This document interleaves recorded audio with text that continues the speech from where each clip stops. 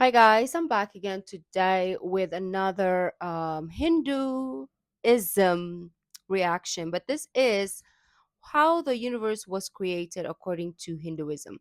Well, the first one is what is, right? So it's kind of like low key the basics of what is Hinduism, but I still got really mine shemankled because I it was it's like too much. It was a lot, right?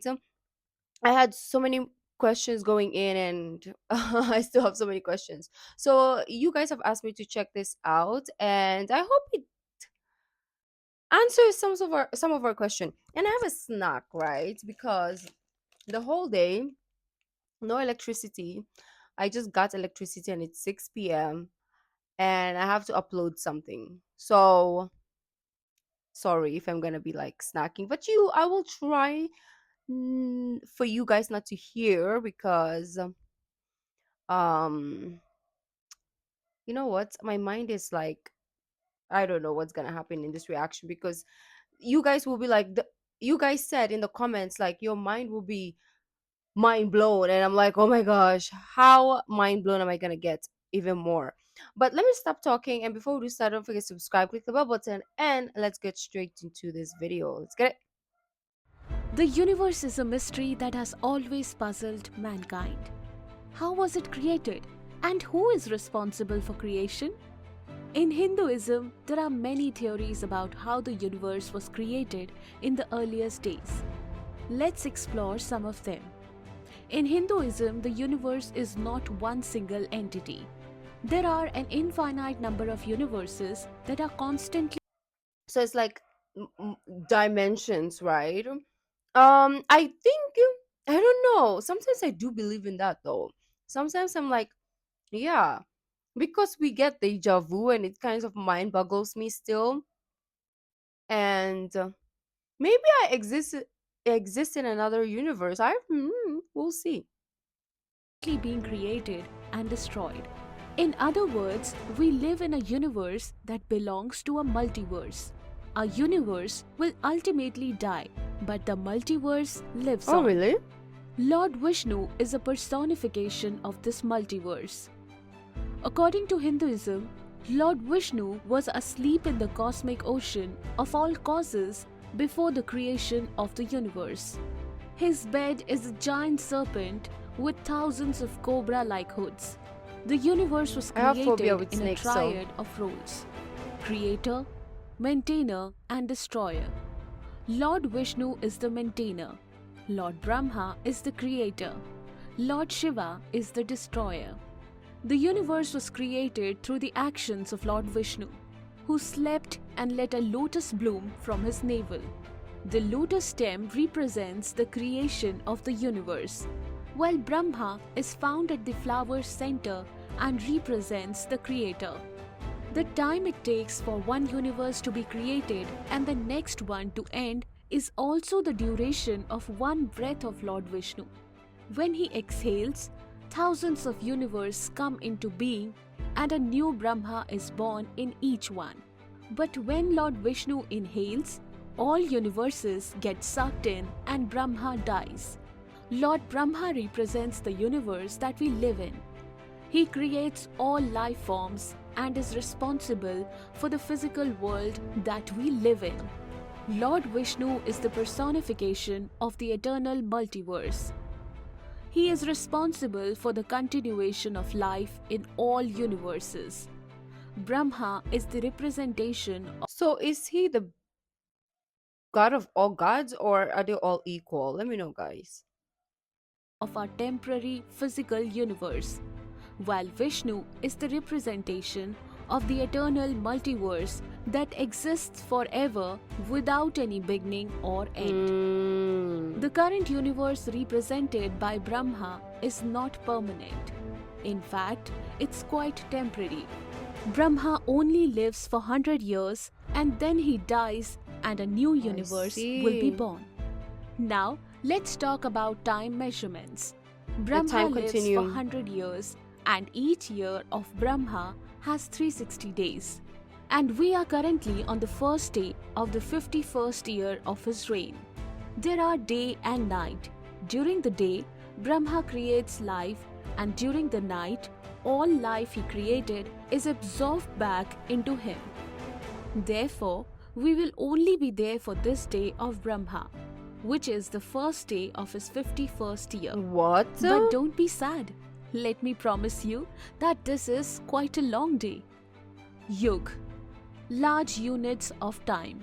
Think of yug as a unit of time that is measured in thousands to millions of years. The Vishnu Puran, an ancient Hindu text, has details about these yug measurements. A Mahayug is made up of 4 sub-yugs that are distributed in the ratio of 4 is to 3, 3 is to 2, 2 is to 1. In a Mahayug, the Kali Yug is the shortest yug and lasts for 432,000 solar years, Kali Yoga. followed by the Dwapar Yug, which is twice as long as 864,000 years. Then there's Treta Yug at 12,96,000 years, and finally the Satyug, which is 17,28,000 years. So in Excuse all, me? a Mahayug on Earth lasts for 4.32 million years. Manvantar, the next major unit of time after a Mahayug in ancient Indian text, is called Manvantar. At the beginning of a Manvantar, new life forms are created, and at the end of it, those life forms are destroyed. This is how the cycle of life goes on in the ancient Indian texts. One Manvantar is said to last for 71 Oh, Mahayug, wow. or 71 multiplied by 4.32 million That's a lot years. of millions. This works out to be around 306.72 million years in total. That's a lot of years. According to to be honest. these ancient texts, all life on Earth will eventually be destroyed after 306.72 million years of evolution. Interestingly, around 252 million years ago, the Earth experienced its largest mass extinction event. Most species on Earth were killed, including nearly 90% to 96% of all insects. This was also the only mass extinction period of insects on Earth.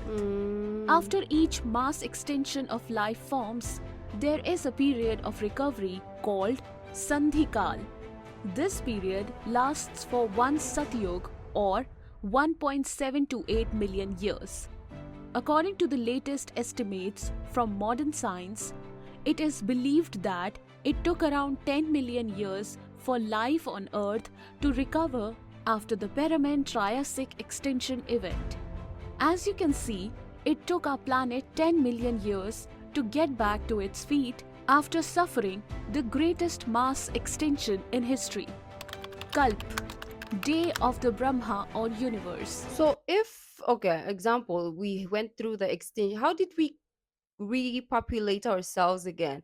So did they create again man and a woman, or that would be fascinating to know, right? So do we go back to the beginning of creation wherein we start again, or do we just appear one by one? Let me know, guys. Right, of course, the logical answer to me will be creation, right? It's like God will create man and woman. The universe has a day too. Just like our day on Earth is called Kalp, Day the 2. time period for one Kalp A is day, said to okay. be equivalent to 14 Manvantars and the Sandhikal. So, there are 14 Manvantars and 15 Sandhikals in a Kalp.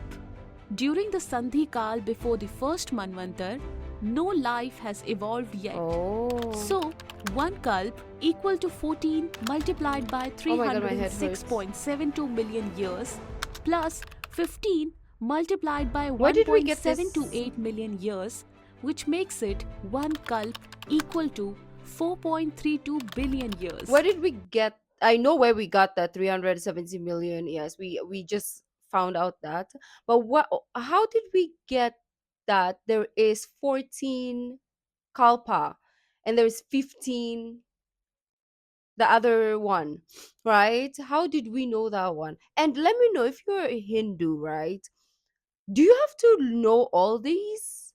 Because I cannot remember. I mean, probably I will remember if it is my religion, of course, for sure, right? Because it's practice and stuff. So, but do you learn it when you go to like school, or, you know, do you get taught this in religion school? I don't know. Let me know. I am so freaking clueless when it comes to this, right? I know the concept of Hinduism, but I never knew it was so deep and detailed. So now that I'm being um like I'm watching this right now, I feel so dumb because I have no clue what the fudge is happening, right? So let me know. On the universal scale, one day is said to be 4.32 billion On a years universal long. scale, okay. This day is divided into a period of creation, where life forms are created, and a night period during which no creation takes place.